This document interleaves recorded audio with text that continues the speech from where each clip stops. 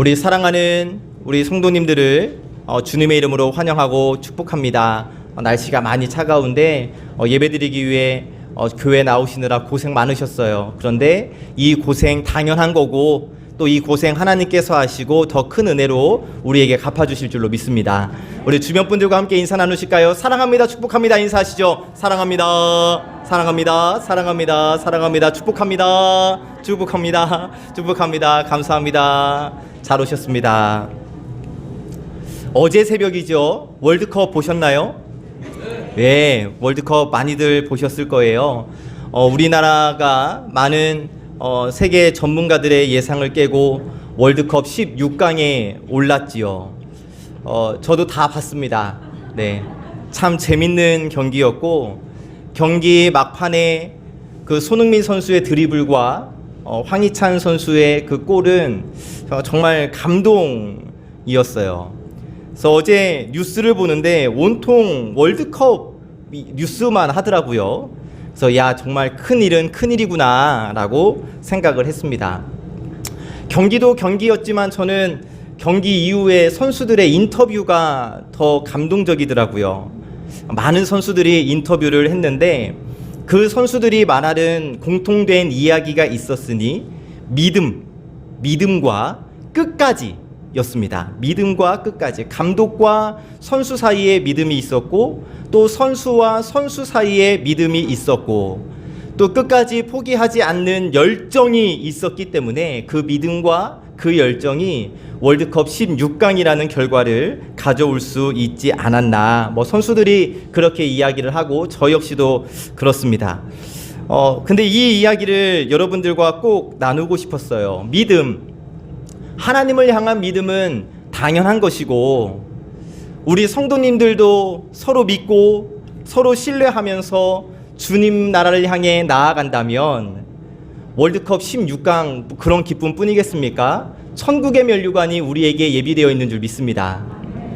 그리고 손흥민 선수에게만 의존했다면 야, 너는 월드클래스니까 네가 어디 한번 다 해봐 라고 했다면 절대 이런 결과를 가져오지 않았을 거예요.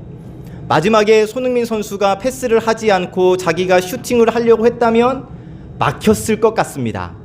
그런데 동료를 믿고 패스를 해주니까 또 멋진 결과를 가져왔잖아요. 근데 교회도 그런 것 같아요. 한 사람이 내가 잘났다고 내가 무엇을 하려고 하면 글쎄요, 어느 정도까지는 올라갈 수 있겠지만 정말 하나님께서 원하시는 결과는 가져오지 못할 것 같아요. 서로가 각자의 위치에서 각자에게 맡겨주신 역할을 충실히 잘 감당할 때에 아름다운 결과를 가져올 수 있다는 것이죠. 그리고 끝까지 마지막에 손흥민 선수가 한 70m 된다 하더라고요. 70m를 막 달려가는데 그 뒤에서 또 황희찬 선수가 막 달려가잖아요. 끝까지 달려간 거예요. 그런데 이것 역시도 우리에게 큰 울림을 줍니다. 우리도 주님 다시 오시는 그날까지, 주님이 나를 부르시는 그날까지 끝까지 달려간다면 천국의 면류관이 바로 내 것이 될 줄 믿습니다. 여러분들이 저를 욕하실지 모르겠지만 저는 16강에 올라가기를 바라질 않았습니다.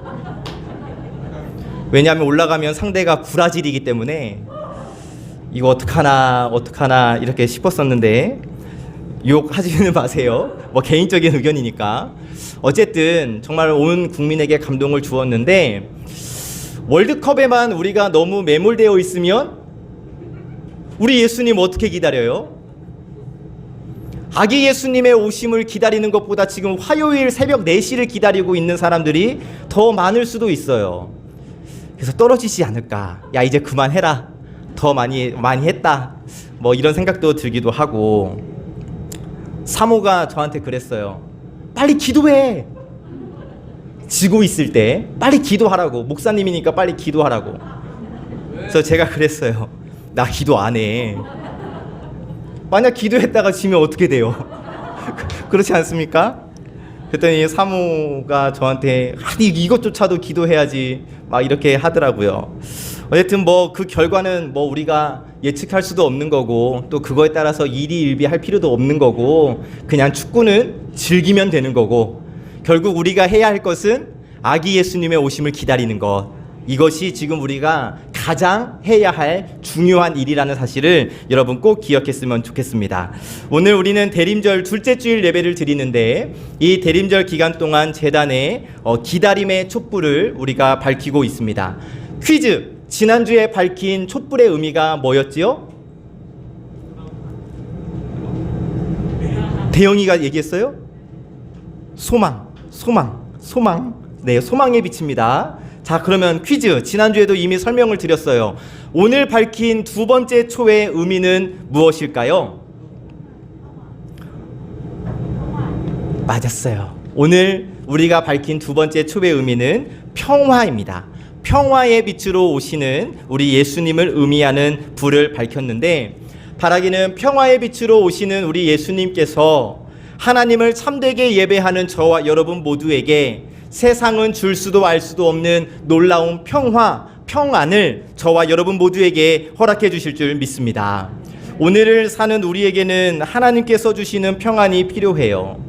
요즘 우리가 사는 세상이 어떻습니까? 어디를 봐도 불안하지요, 어지럽지요. 그래서 우리에게는 세상이 흔들려도 빼앗기지 않는 평안, TV를 보면 흔들리지 않는 편안함, 시땡땡 침대 뭐 이렇게 광고를 하는데, 시땡땡 침대도 전혀 줄 수 없는 놀라운 평안, 그 어떠한 상황에서도 흔들리지 않는 예수님의 평안이 오늘을 사는 저와 여러분들에게 반드시 필요한 거예요.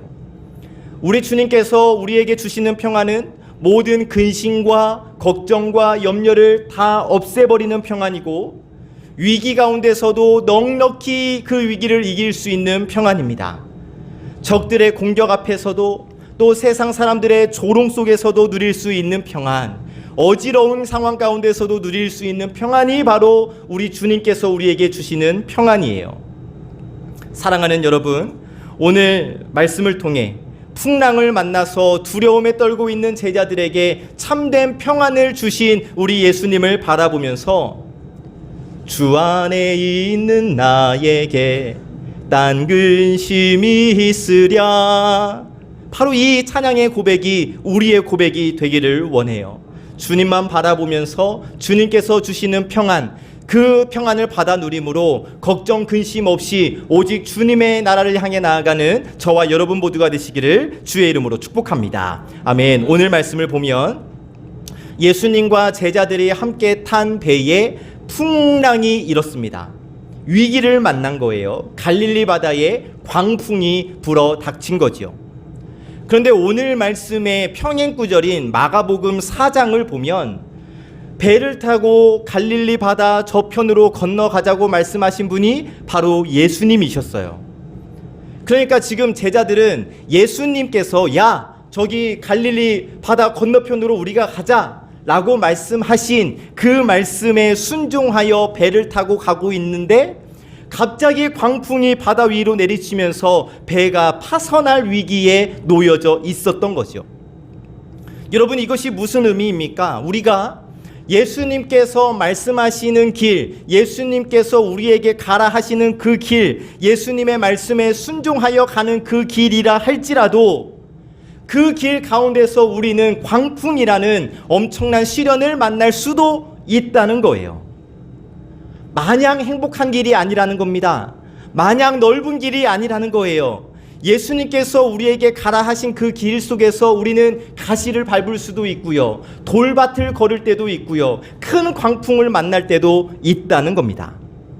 오늘 우리가 받은 말씀 24절에서는 광풍을 큰 놀이라고 표현하고 있는데, 놀이라는 말은 흔들림, 동요를 뜻하고 종종 지진이라는 말로도 번역이 되기도 한 단어입니다. 그러니까 지금 바다 가운데서 큰 흔들림이 일어난 거예요. 큰 흔들림이 일어났으니까 바다에 있는 배가 심하게 흔들렸겠죠.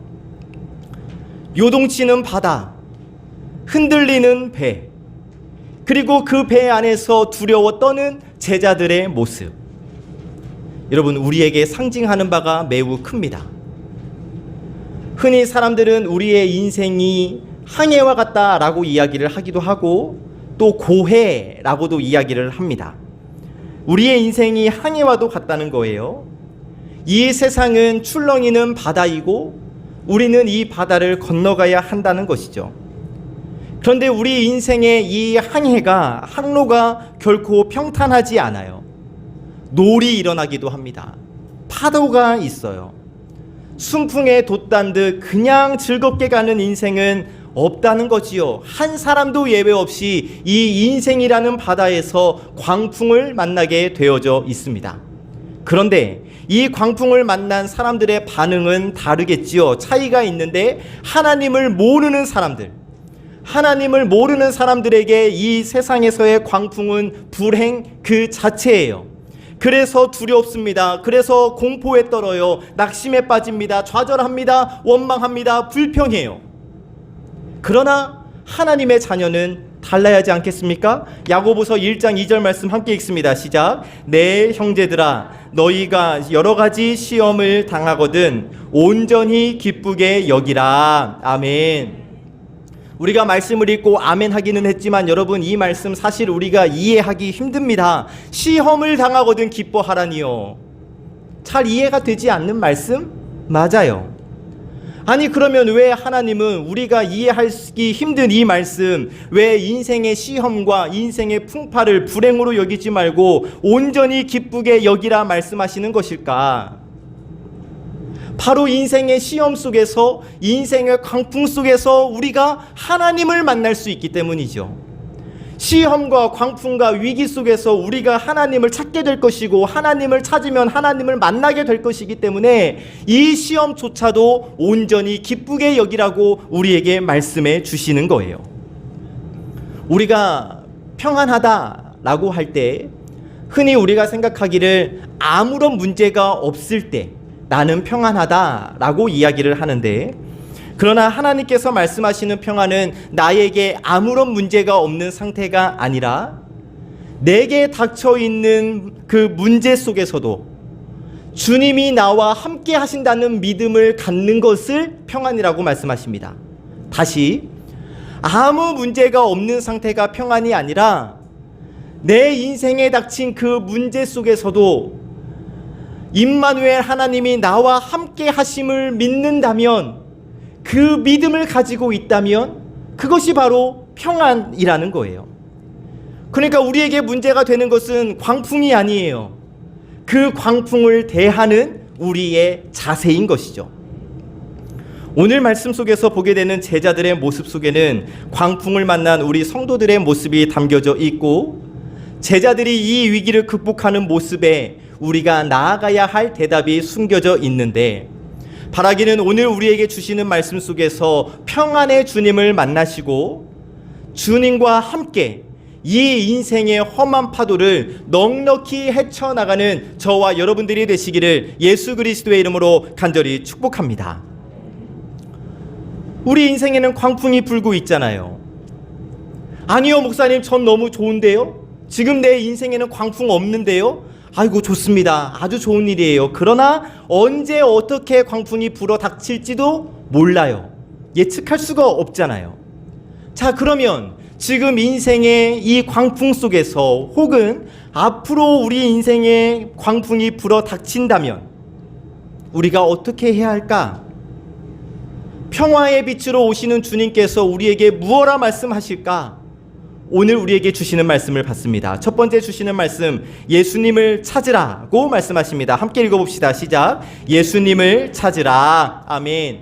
인생의 광풍 속에서 예수님을 찾으라고 말씀해 주십니다. 여러분, 우리가 무슨 일을 당하든지 무슨 일을 만나든지 가장 먼저 해야 할 일은 주님을 찾는 일입니다. 주님을 찾는 일보다 다른 수단을 먼저 찾는다면 그 광풍은 쉽사리 해결되지 않습니다. 저는 정말 여러분들에게 감사하고 또 여러분들을 주님의 이름으로 칭찬하고 싶은 것은, 어디 병원 가시기 전에 저에게 말씀해 주셔서 기도 부탁을 해주신다는 거예요. 언제 병원 검진이 있으니까 목사님 기도해 주세요. 오늘 어디에 무슨 일 때문에 병원을 가니까 목사님 기도해 주세요. 정말 감사하고 너무나 잘하고 계시는 겁니다. 여러분, 몸이 아파서 병원에 가시기 전에 먼저 주의 이름을 부르고 기도하시기를 바랍니다. 어떤 일을 시작하시기 전에 먼저 주님을 찾으시기를 바랍니다. 어떤 중요한 결정을 할 때 먼저 주님께 간구하시기를 바랍니다. 어떤 일 가운데서 사람과 논쟁할 때 논쟁하기 전에 먼저 주님을 찾으시기 바랍니다. 무슨 일을 하든지 간에 주님을 찾는 일이 최우선이기 때문이에요. 그런데 정말 여러분, 안타깝게도 우리 교회 말고 다른 교회 사람들 보면은요, 주님을 먼저 찾지 않아요. 그러다가 다 죽게 생기면 그제서야 아이고 주님 하면서 죽게 나오거든요. 전능하신 주님이 나와 함께 하신다고, 하나님은 임마누엘 하나님이시라고 입으로는 말하지만 그냥 내 멋대로 살다가 결국 그래서 죽게 생겼을 때 지푸라기라도 잡는 심정으로 주님을 찾는 사람들이 너무나 많다는 겁니다. 자, 오늘 말씀 속의 제자들도 적어도 광풍이 불어닥치기 전까지는 예수님이 그들과 함께 하는지 안 하는지에 대해서 관심이 없었던 것 같아요. 그들이 어느 시점에서 주님을 깨웠는지 정확히 우리는 알 수 없지만 추측해 보건대 한참 그 광풍 속에서 버텨보려고 애를 쓰다가 배에 물이 들어오고, 그래서 배에 물이 차고 도저히 감당할 수 없을 때 주님을 깨운 게 아니었을까, 그렇게 생각해 봅니다. 자, 예수님을 깨우는 제자들의 모습을 보실까요? 제가 읽을게요. 25절. 그 제자들이 나와 깨우며 이르되 주여 구원하소서, 우리가 죽겠나이다. 아멘. 제자들은 지금 너무나도 위급한 나머지 곤히 주무시고 계시는 주님을 깨우고 있는 거예요. 왜 깨우고 있습니까? 우리가 죽겠나이다. 아니, 이러다가 우리가 죽는 거 아니야? 이 두려움에 빠져서 예수님을 깨운 거지요. 여러분, 우리 믿는 사람들도 오늘 말씀 속에 예수님의 제자들처럼 걸핏하면 내뱉는 말이 있어요. 죽겠네, 피곤해 죽겠네, 졸려 죽겠네, 배고파 죽겠네, 짜증나 죽겠네, 추워 죽겠네, 더워 죽겠네. 우리 일상생활 속에서 많이 하는 말이에요. 그러나 여러분, 전에 제가 이미 말씀드린 적이 있습니다. 우리가 정말 예수님을 믿는 사람들이라면, 정말 임마누엘 하나님이 나와 함께 하시는 분, 언제나 나와 함께 하심을 믿는다면 죽겠네가 아니라 무슨 말 해야 한다고요? 무슨 말 해야 한다고요? 무슨 말 해야 한다고요? 죽게 있네. 모든 것이 다 죽게 있네. 정말 몸이 피곤해도 이 피곤을 이길 수 있는 힘을 주시는 분은 주님이시니 피곤해도 죽게 있네. 아우, 예배 시간에 졸려 죽겠네. 아니 여러분, 이 예배 시간에 얼마나 평안하고 하나님의 품이 얼마나 포근하면 졸려요. 주무세요. 졸리면 주무세요. 죽겠네 하지 마시고 주무셔도 됩니다. 하나님께서 다 들려주실 거라고 저는 믿어요. 졸려도 이 졸음을 주시는 분도 하나님이시니 이 졸음까지도 죽게 있네. 배고파도 이 배고픔을 해결할 일용할 양식을 주시는 하나님이 계시니 배고픈 상황 가운데서도 죽게 있네. 사람들이 누가 나를 짜증나게 해도 임마누엘 하나님께서 내게 사랑의 마음을 주셔서 그 사람을 긍휼히 여기고 그 사람을 위해 중보기도 할 수 있는 마음을 주실 것이니 그 사람이 나를 짜증나게 해도 죽게 있네. 세상 사람들이나 죽겠네 하는 거예요. 죽겠네 하면서 기도하지 않다가 죽어가는 거예요. 자신의 경험과 신뢰를 너무나도 지나치게 신뢰하기 때문에 죽겠네 하는 거예요. 그러나 내 지식보다 더 위대하신 하나님의 지혜를 믿는다면, 내 능력보다 더 뛰어난 하나님의 능력을 믿는다면 여러분, 우리는 죽게 있네. 다시 한번 시작. 죽게 있네가 우리의 입에서 나오는 말이 되기를 간절히 원합니다. 세상 사람들이 죽겠네 하면서 죽게 기도하지 않는 이유는 자기의 경험과 지식을 너무나도 지나치게 신뢰하기 때문이에요. 자, 예수님의 제자들 가운데서는 베드로가 있었습니다. 우리가 알고 있다시피 베드로는 어부였어요. 갈릴리 출신의 어부였습니다. 20년에서 30년 동안 갈릴리에서 자라고 갈릴리에서 살아온 사람들, 갈릴리 바다에서 먹을 것을 찾았던 사람들, 그것이 그들의 생업이었거든요. 그렇기 때문에 그들은 갈릴리 바다의 기후, 풍랑 이런 것들을 너무나 잘 알고 있지 않았겠습니까? 그들이 갈릴리 바다에서 조난당한다? 상상할 수 없는 일이었어요. 과연 그럴까요? 물론 평상시에는 큰 문제가 없지요. 그러나 정말 중요한 것은 지금 문제가 생긴 것, 광풍이 일어난 지금 상황 아니겠습니까? 모진 바람과 거센 파도 속에서 제 아무리 베테랑 어부라 할지라도 그가 가지고 있는 지식, 그가 가지고 있는 경험 다 무용지물이에요. 그런데 여러분, 마찬가지로 내가 가진 신념, 내가 가진 결단, 지금까지 해왔던 내 경험, 큰 위기 앞에서는 별 도움이 되지 않는다는 겁니다.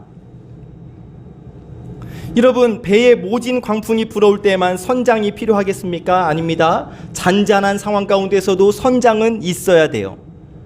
내가 아무리 지식이 많고 아무리 경험이 많아도 우리 인생의 선장님은 항상 계셔야 한다는 것인데, 여러분, 우리 인생의 선장이 누구십니까? 예수님이신 줄로 믿습니다. 다시 한번, 우리 인생의 선장은 누구십니까? 예수님. 아멘. 예수님께서 우리 인생의 선장이셔요. 그리고 우리 인생의 선장 되시는 예수님은 우리의 이 항해길에 늘 언제나 항상 함께 해주십니다. 평안할 때나 위기 가운데서 예수님께서, 하나님께서 내 인생을 몰고 가시는 거예요. 그러니까 여러분, 죽게 생겼을 때 부랴부랴 주님 깨우지 마시고 평소에 주님을 만나세요. 평소에도 주님을 찾으세요. 주님을 찾으셔서 주님과 진실한 대화를 나누세요. 특별히 이 대림절 기간 말씀과 기도의 자리에 온전히 거하시면서 경건에 이르기를 더욱 힘쓰는, 주님 만나기를 더욱 힘쓰는 저와 여러분들이 되시기를 예수 그리스도의 이름으로 간절히 축복합니다. 오늘 퀴즈가 많은데 다시 한번 퀴즈 하나 드릴게요. 여러분, 지난주 대림절 첫째 주일에 주신 첫 번째 말씀 뭔지 기억나시나요? 누가 지금 살짝 말씀하셨어요. 지난주 받은 말씀의 첫째가 하나님을 찾으라 였습니다. 여러분, 기억 못하셔도 괜찮습니다. 전 내년에 또 해야지. 지난주 주신 첫 번째 말씀이 하나님을 찾으라. 오늘 우리에게 주시는 첫 번째 말씀이 예수님을 찾으라. 그래요, 여러분, 이 대림절 우리가 가장 먼저 해야 할 일은 하나님을 찾는 것, 예수님을 찾는 것이다. 월드컵 찾는 것 아니라, 월드컵 뉴스 찾아보는 것 아니라, 월드컵 하이라이트 찾아보는 것 아니라 하나님을 찾는 것이다. 예수님을 찾는 것이다. 여러분, 이것을 기억하셔서 이 대림절 내 인생의 선장, 내 인생의 주인 되시는 예수님을 찾고 만나셔서 모든 인생의 문제, 광풍을 넉넉히 헤쳐나가는 저와 여러분들의 삶이 되시기를 예수 그리스도의 이름으로 간절히 축복합니다. 아멘. 두 번째 주시는 말씀, 믿음을 키우라고 말씀하십니다. 함께 읽어봅시다. 시작. 믿음을 키우라. 아멘. 제자들이 그 광풍 가운데서 두려움에 벌벌 떨고 있을 때 제자들이 예수님을 깨우니까 예수님께서 이렇게 말씀하십니다. 26절 말씀 함께 읽어요. 시작. 예수께서 이르시되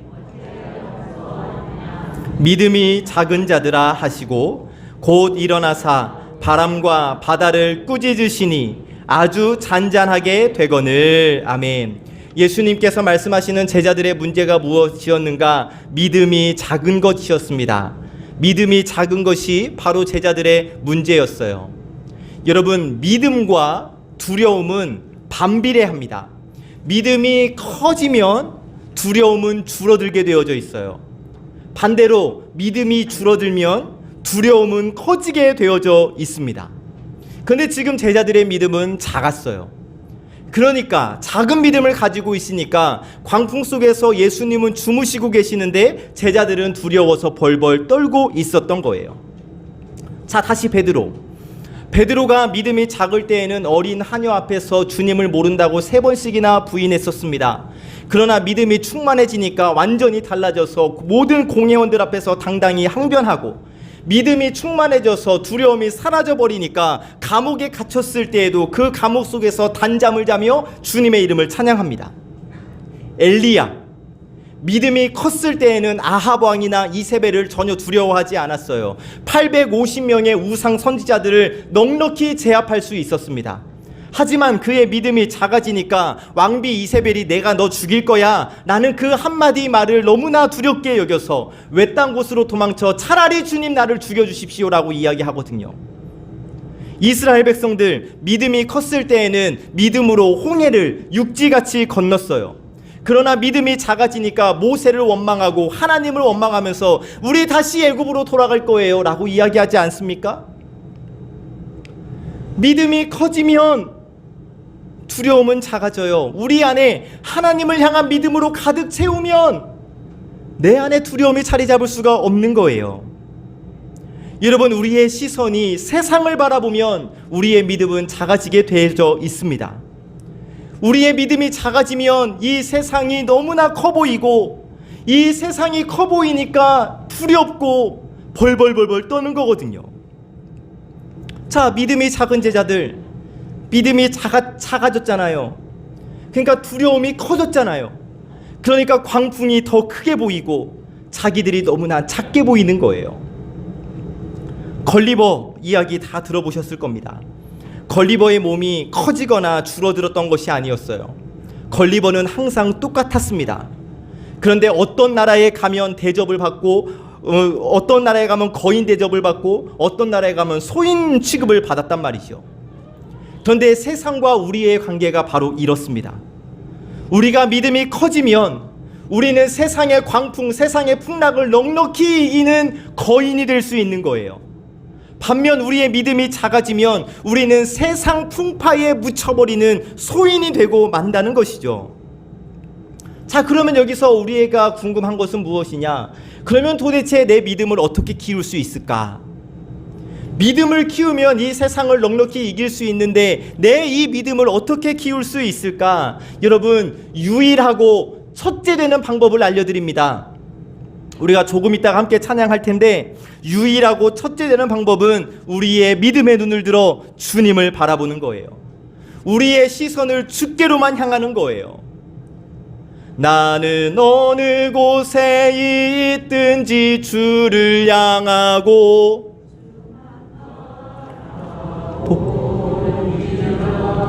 이거예요.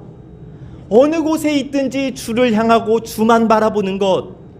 세상이 나한테 뭐라 하고 세상이 어떻게 움직이는지 이것에 관심 두는 것이 아니라 오직 주님만 바라보는 것. 이것이 바로 우리의 믿음을 키울 수 있는 방법입니다. 여러분, 세상 바라보지 마시고 오직 주만 바라보시기를 주의 이름으로 축복합니다. 주님만 바라보면 우리의 인생길이 보일 수 있어요.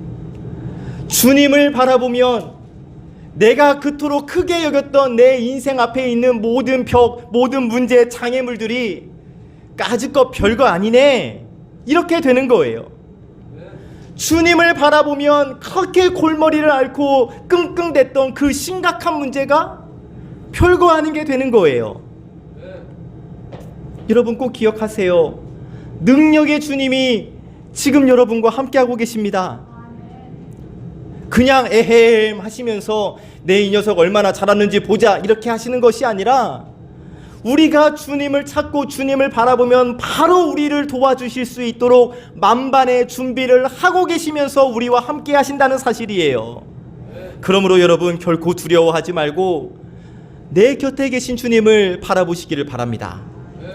이사야 41장 10절 말씀 우리 함께 읽습니다. 시작. 두려워하지 말라, 내가 너와 함께 함이라. 놀라지 말라, 나는 내 하나님이 됨이라. 내가 너를 굳세게 하리라. 참으로 너를 도와주리라. 참으로 나의 의로운 오른손으로 너를 붙들리라. 아멘. 핸드폰 가지고 계시면 지금 얼른 꺼내셔서 이거 사진 찍으셔요. 이 말씀. 그리고 뭐 사진 찍기 싫으시면 구약성경 1017쪽쯤에 이 이사야 41장 10절 있으니까 얼른 밑줄 쫙 별표 100개 농담 아니에요, 여러분. 빨리 하셔요. 밑줄을 그으시든지 별표를 하시든지 사진을 찍어 놓으시든지 하셔요. 저는 안 나오게.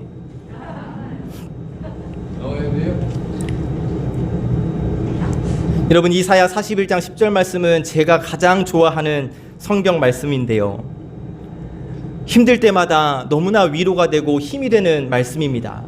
두려워하지 마. 내가 너와 함께하고 있잖아. 놀라지 마. 내가 너의 하나님이잖아. 내가 너를 굳세게 할게. 진짜로 내가 너를 도와줄게. 나의 팔, 크고 강하고 의로운 오른팔로 내가 너를 붙들어 줄게. 그러니까 염려하지 마. 걱정하지 마. 쫄지 마. 여러분, 이 능력의 주님을 바라보심으로, 이 능력의 주님을 온전히 의지하심으로 광풍 속에서도 평안을 누리시기를 주의 이름으로 축복합니다. 그래서 우리 안에 있는 두려움 싹 없애버리시고 날마다 주 안에서 승리하는 저와 여러분들이 되시기를 예수 그리스도의 이름으로 간절히 축복합니다. 아멘. 세 번째 주시는 말씀, 예수님이 하나님이심을 확신하라고 말씀해 주십니다. 함께 읽습니다. 시작. 예수님이 하나님이심을 확신하라. 아멘. 광풍을 만났을 때 우리가 기억해야 할 것, 예수님이 하나님이심을 기억하는 겁니다. 마태복음 8장 26절 하반절에서 27절 제가 읽을게요. 곧 일어나사 바람과 바다를 꾸짖으시니 아주 잔잔하게 되거늘 그 사람들이 놀랍게 여겨 이르되 이가 어떤 사람이기에 바람과 바다도 순종하는가 하더라. 아멘. 자, 바다에 불어닥친 광풍을 우리 주님 예수님께서 꾸짖으셨다라고 말씀합니다. 꾸짖다. 이 꾸짖다라는 단어는 복음서에서 어떻게 쓰이냐면, 예수님께서 악령과 귀신들을 내쫓으실 때 그 악령과 귀신들을 꾸짖으시다 하는 말씀을 하실 때 이 꾸짖다라는 단어가 사용이 되어져 있어요. 그런데 그 단어가 지금 오늘 말씀에 그대로 사용이 되어져 있습니다. 그래서 어떤 성경학자들은 말합니다. 이 광풍의 배후에는 사탄의 세력이, 사탄의 역사가 있었을 것이다. 그래서 예수님이 꾸짖으셨다라고 말하는 학자들이 있어요. 저도 동의합니다. 그런데 내게 일어나는 모든 고통과 힘든 일들이 사탄 때문에 일어난 일은 물론 아니지만, 어떤 고통은 사탄이 우리를 시험하기 위해 주는 고통일 수도 있어요. 나를 좌절시키고 나를 낭망시키고 나를 주저앉게 하려는, 나를 하나님께로부터 멀어지게 하려는 악한 영들의 역사가 분명히 있다는 사실이에요. 그러므로 여러분, 이럴 때 악한 영 사탄이 나를 짓누르려고 할 때 그때 우리가 어떻게 해야 하는가? 일어나서 예수님처럼 예수님의 권세를 의지하고 악한 영들을 꾸짖어야 하는 겁니다. 앞에 영상 보시고 우리 힘차게 이 약한 영들을 함께 꾸짖어 봅시다. 시작. 예수 이름으로 명하노니 파도야 잠잠하라. 고통아 사라져라. 나를 힘들게 하는 모든 문제야 다 사라질지어다. 아멘. 힘들 때, 어려울 때, 주저앉고 싶을 때, 낭망하게 될 때에, 다 포기하고 싶을 때 여러분 꼭 기억하세요. 예수 그리스도의 이름으로 선포하시기 바랍니다. 그러면 여러분들이 선포하신 대로 하나님께서 역사해 주실 줄 믿습니다. 예수 그리스도의 권세와 예수 그리스도의 이름의 능력을 믿고 의지하며 선포하면 우리의 모든 고통과 우리의 모든 문제는 싹 사라지게 될 줄로 믿습니다. 아멘. 예수님의 꾸짖음을 받은 파도와 바람 잔잔해졌어요. 이 놀라운 광경을 보고 제자들이 이렇게 말합니다. 27절 말씀 우리 함께 읽습니다. 시작. 그 사람들이 놀랍게 여겨 이르되 이가 어떠한 사람이기에 바람과 바다도 순종하는가 하더라. 아멘. 제자들이 지금 일어난 일을 바라보면서 저분이 과연 어떠한 분이실까? 바람과 파도를 잠잠케 하시는 분은 과연 어떠한 분이실까? 진정 누구이실까? 이러한 질문을 던지고 있는 건데, 신앙생활의 초기에 던져지는 질문은 무엇입니다. 무엇? 내가 교회 다니면 무엇을 얻을 수 있을까? 예수님이 나에게 무엇을 해줄 수 있을까? 내가 예수님을 믿으면 나에게 어떤 유익이 있을까? 처음 던져지는 질문은 바로 이거예요. 그런데 여러분, 우리의 믿음이 커지면 정말 주님만을 바라보게 되면 무엇이 아니라 누구로 이 질문이 바뀌게 됩니다. 바람과 파도도 복종하게 하시는 저분은 과연 누구이신가? 는 질문을 하게 된다는 거예요. 제자들이 바로 이것을 깨달았습니다. 바람과 바람을 잠잠케 하시는 저분, 혹시 바람을 지으신 분은 아닐까? 그 순간 제자들은, 인간 예수를 바라봤던 제자들은, 아하, 이제 예수님이 곧 하나님이시구나 라는 것을 깨닫게 된 거예요. 여러분, 예수님이 하나님이십니다. 예수님이 하나님이십니다. 할렐루야. 아멘. 여러분, 이 고백을 넘어서지 못한다면 진짜 크리스찬이 아니에요. 예수님을 나의 주, 나의 하나님으로 믿지 못하는 믿음은 가짜거든요. 예수님이 하나님이심을 우리는 믿을 수 있어야 합니다. 여러분, 이 대림절 우리가 그토록 기다리던 아기 예수님은 온 땅의 창조주이시고 만물을 주관하고 다스리시는 섭리자이십니다. 광풍을 잠잠하게 하시는 분이시고 우리에게 평안과 안식을 주시는 분, 내 마음속에 일어나고 있는 광풍도 잔잔하게 하시고 마침내 나를 평화의 폭으로 인도해 주시는 분, 예수님은 진정 나의 구원자, 나의 하나님이심을 여러분 확실히 믿으시기를 예수 그리스도의 이름으로 간절히 축복합니다. 아멘. 말씀을 정리합니다. 여러분, 우리 인생의 이 항로에는 반드시 커다란 광풍이 불어닥치게 되어져 있습니다. 그런데 이 광풍은 세상 사람들에게는 불행 그 자체이겠지만, 여러분, 우리 믿는 자들에게는 오히려 주님을 만난 기회라는 사실을 꼭 기억하시기를 바라요. 왜요? 이 광풍 속에서 우리는 주님을 온전히 만나 주님께서 주시는 평안과 안식을 누릴 수 있기 때문입니다. 아니, 평강의 주님이 나와 함께 하시는데, 평강의 주님이 나와 함께 이 배를 타고 이 항해를 하고 계시는데 광풍이 불어닥친들 여러분 무슨 문제가 있겠습니까? 세상 모든 문제를 다 주관하시고 계시는 하나님이 나와 함께 하시는데, 내 인생의 배에 함께 타고 계시는데 여러분 그거 무엇이 문제가 되겠습니까? 주님과 함께, 주님과 함께 주님을 믿는 믿음으로 우리 이 인생길을 걸어감으로 말미암아 하나님께서 주시는 평안을 누리는 우리 모두가 되기를 간절히 소망합니다. 주만 바라보며 주님의 인도하심을 따라 다시금 소원의 항구로 힘차게 저어 나아가는 저와 여러분들의 삶이 되시기를 참 좋으신 예수 그리스도의 이름으로 간절히 축복합니다. 마지막으로, 잠시 후에 우리 인생의 큰 문제가 결정되는 그 중요한 순간 앞둔 분들이 지금 이 자리에 계시고, 내 사랑하는 자녀들, 그들의 인생이 어떻게 될지 걱정되고 염려되는 분들, 앞으로 내 가정이 어떻게 나아가야 할지 걱정되고 두려운 분들 계실 거예요. 여러분, 하나님을 향한 믿음을 정말 주님께 보여드릴 때입니다.